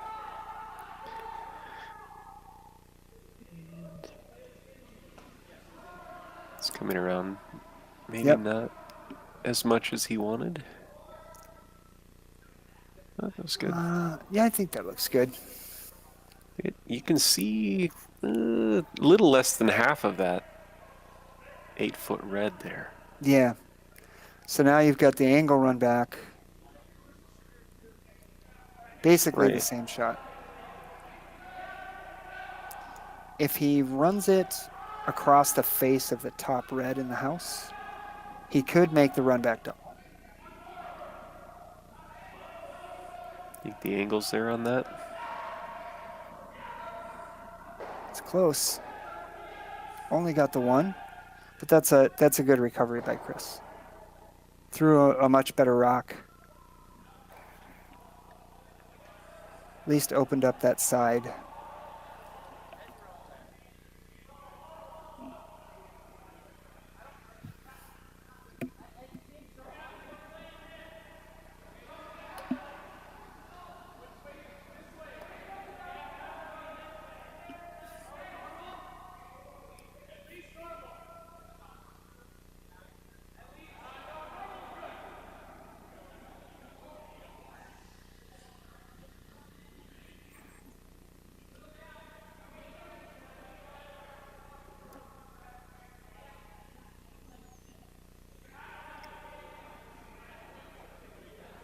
Casper is taking a little bit of time to think about this one. And I'm back.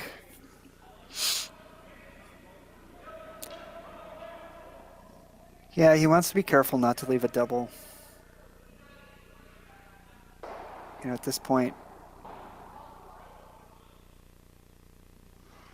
you really want to secure the steal or the force.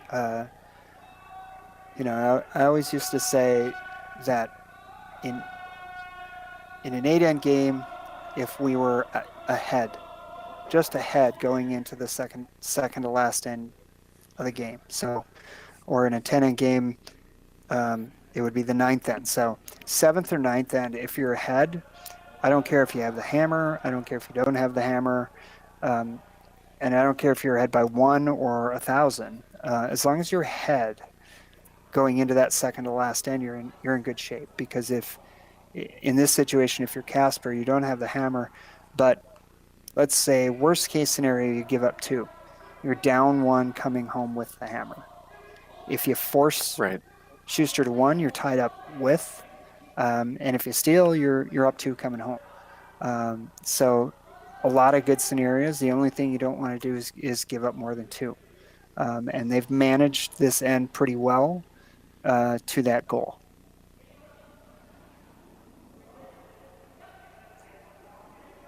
Oh no, Matt's pulling his hair out.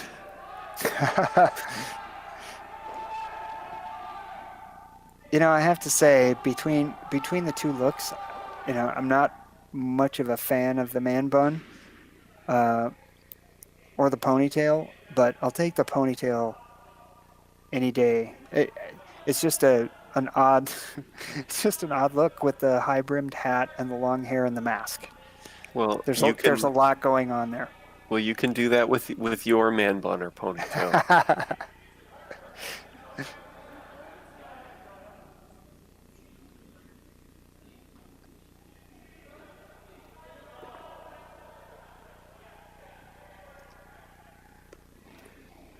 So here's the angle run back.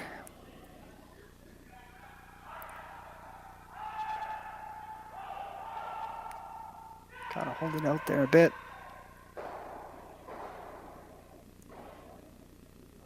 Got Casper's rock, also got his own. Which isn't the worst. Was hoping for a little sharper angle on that one. Yeah, I was surprised they weren't sweeping that. Got off it right at the end. A bit.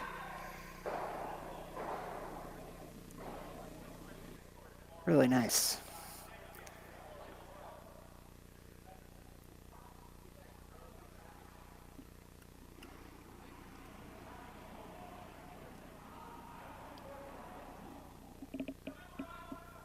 Daniel's going to have to come around, get a piece of the button here. Most important thing is for him to be dead buried underneath these guards.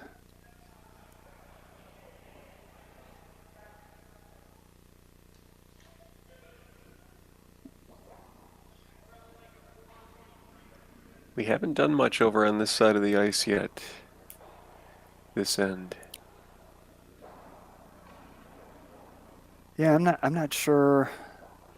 I guess they've played a bit over here earlier in the game.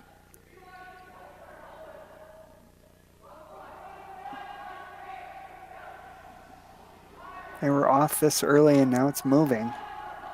They're by the guard. Did they overcook this though? Looks like it. It's gonna Oh sit. yeah. Full 8 foot. Yep, just a sweeping mistake there. I think they thought they were going to be a lot closer to the guard.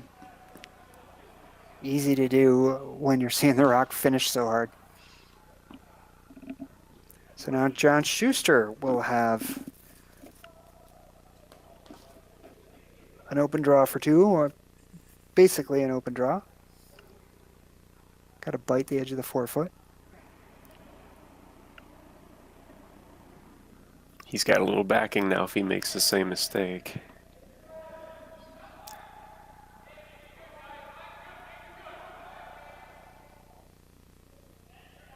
Sweepers hit it early. John pulled the string on one earlier in the game. Oh, yeah. Chris comes out of the house. Boy, they got to get it all the way. Basically got to touch 4 foot. I don't think he's there. Nope. Just a little short. Draw weight has been a struggle for the Skips. That's the story of this game so far. And we'll see you in a minute. Imagine being able to stream every curling game from every sheet from any event, be it your Wednesday league game, bonspiel, or corporate event. Curling Stadium offers an all-inclusive streaming solution featuring high-quality cameras, ease of use, great reliability, and minimal installation. Offering your sponsors customizable ad space on your streamed curling games and being able to sell video packages to your corporate events for increased revenue. With Curling Stadium, you can stream to any device, be it your mobile phone, tablet, or computer. Push the feed to your desired platform, be it Facebook, YouTube, or any other social media. Curling Stadium is simply the way forward. Where it's commonplace in other sports to televise every game, we want to do the same. Curling is a global sport, and it's time it gets the coverage it needs. Make your curling club the next Curling Stadium. And welcome back. We're on Sheet C at Four Seasons Curling Club. for going into the 8th end of Casper versus Schuster here at the Curve US Open of Curling Championships. Tie ball game. 3-3. Is. Casper's hammer, we've seen consecutive ends. Casper had a chance for 2 in the 6th and just overcooked it a little bit. And John Schuster just a little light on his draw there for 2 in the 7th. So giving up some points, and Casper will have the hammer here in the final end.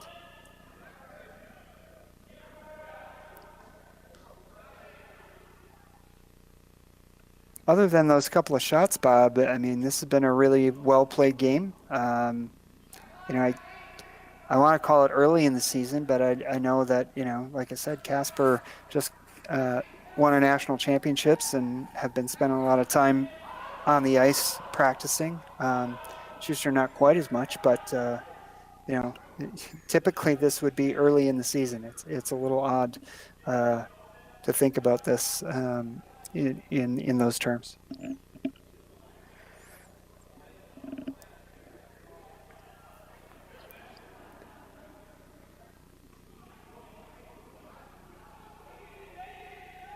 So Team Schuster gets the center guard put up, and a nice tick shot made by Casper that could play big into this end. Obviously, they're wanting to keep the play wide open. So if all else fails, Daniel's just have a draw to the rings to win the game. So you're going to see him play one more of these tick shots.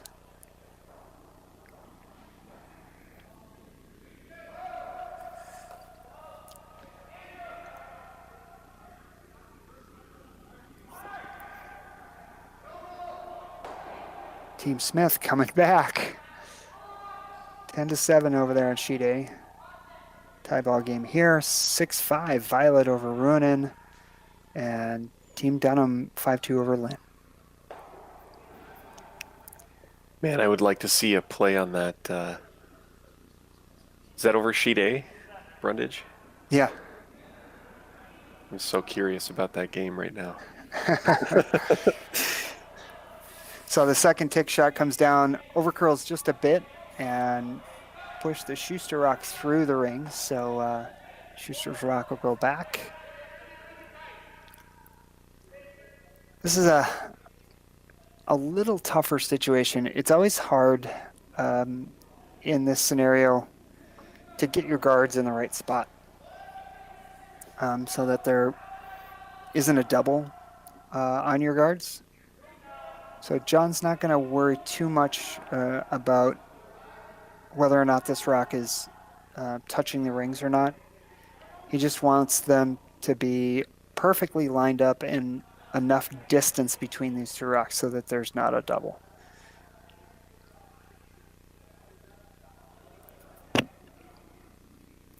It's just a little longer than you would like, but that's just fine.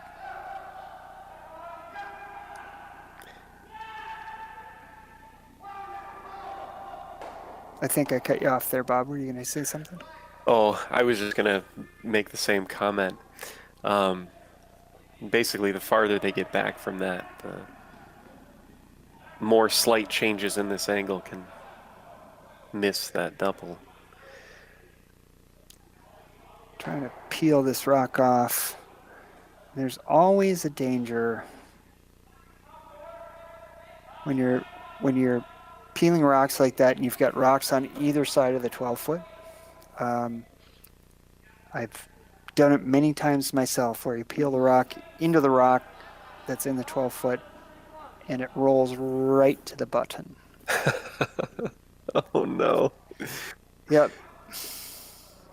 It's like go ahead. That's a broom slam right there. Yeah. I don't know. I don't know if there's a name for it. I guess I would call it the death peel, but it's definitely not. I think Sean Murray. What is it? I'm forgetting now. I think it's the peel guard. The peel guard. Yeah.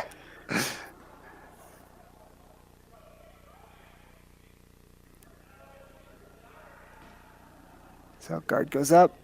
Sam Strauss going to get rid of this. And this again. Watch this. So he gets it through the hole there. Just always something that I think about, which is probably why I've had that happen to me more than my fair share. Because I'm thinking too much about it. And he's just going to keep putting that guard back up. Yep. He'll be happy to put that back up.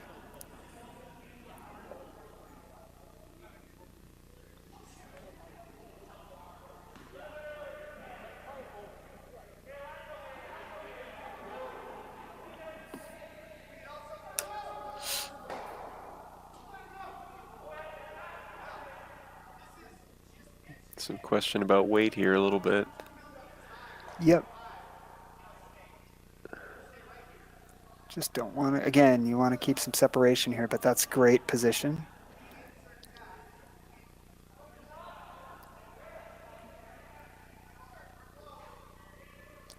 And I think another, Matt was maybe a little worried that that one wasn't going to curl over enough. That's what that call was. exactly.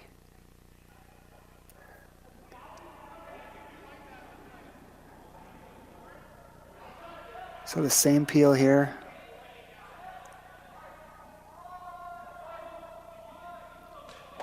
Gotta be careful. Ooh, he almost did it. He almost did it for me. I don't want to jinx anybody. That's not what I'm here to do, but I'll just leave it at that. He almost gave you the example. Yeah, I know.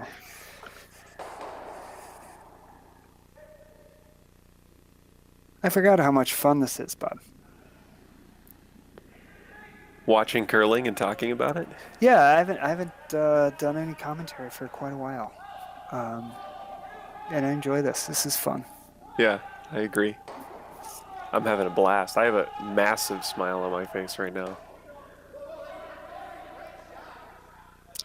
Well, I'm thinking that one of the next features of Curling Stadium will be that the on-air talent will get some on-air time with some video. Ooh. Another guard, another peel. This one's a little safer.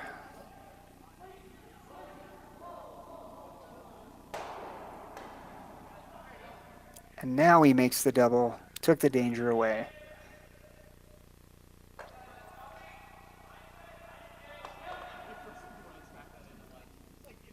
So guard, peel, guard, draw. You see that? Yes. Or is it guard, peel, tap? And force Casper to choose between a double or a draw. Oh, man. I do like the latter. Yeah. I So like. I've been on both sides of this scenario. Actually, one with John Schuster and one against John Schuster. So we lost a game in 2010 to Denmark on the cap scenario. And then I lost a game to John where we essentially did the same thing, but it was the 2017 national finals when I was playing with Todd. Oh, okay. And we threw Todd's last rock to the position where the yellow rock in the house is right now, essentially. It was a little deeper than that, and now that I look at the overhead, I didn't look at that close enough. I don't think it's deep enough for the tap. So John may actually decide to come around that rather than, yeah, he's definitely going to come around that. I wasn't looking close enough. Ooh, this is a little tight. He's got to roll the shooter. He's all right.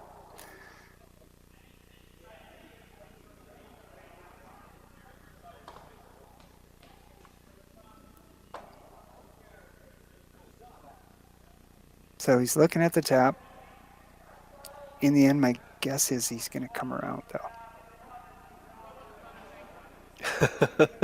It's like you know the guy or something. Yeah, it's just the way. So I think he's concerned about, like, kind of showing Casper the way in there if he throws the draw. Yeah, that's understandable. Yeah. So if you think about it this way, this tap, if I can get a quick zoom on that.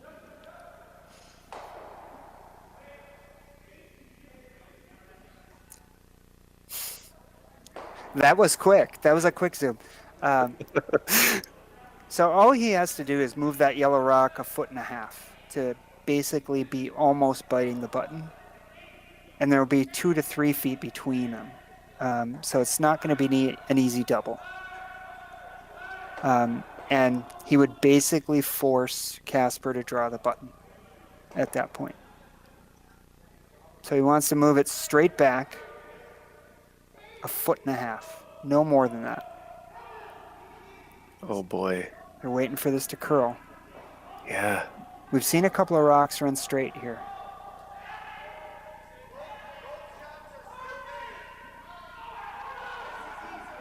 Curl. Look at that. That's a pretty good shot.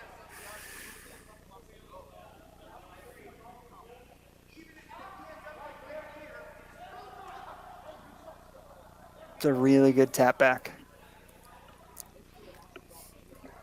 Almost ended up better because it's half and half. Casper can't really take the chance on playing a hit on the back one. Because he can't quite see enough of it to guarantee that he'd stay. So he's playing the nose double here. For the win, Daniel Casper.